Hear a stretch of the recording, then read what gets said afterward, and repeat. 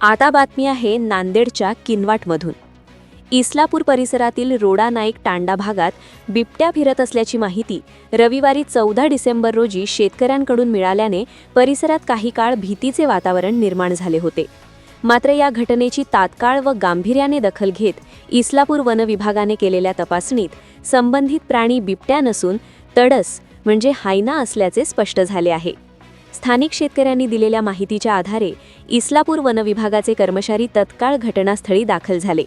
जिल्हा उपवनसंरक्षक केशव वाबळे, सहाय्यक वनसंरक्षक श्रीकांत इटलोड, वनपरिक्षेत्र अधिकारी सचिन धनगे यांच्या मार्गदर्शनाखाली वनपाल व्ही.एस. गुदे यांच्या पथकाने संपूर्ण परिसराची पाहणी केली।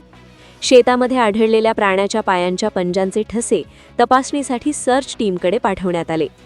तज्ज्ञांकडून या ठशांची सखोल तपासणी केल्यानंतर सदर पंजांचे ठसे बिबट्याचे नसून तडस प्राण्याचे असल्याचे निष्पन्न झाले आहे।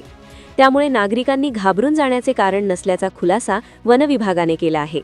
दरम्यान परिसरातील नागरिकांनी कोणत्याही अफवांवर विश्वास ठेवू नये, तसेच वन्य प्राण्यांबाबत संशयास्पद माहिती आढळल्यास तात्काळ वन विभागाशी संपर्क साधावा, असे आवाहन वनपरिक्षेत्र अधिकारी सचिन धनगे, वनपाल व्ही.एस. गुदे यांच्यासह इस्लापूर वन विभागाने केले आहे।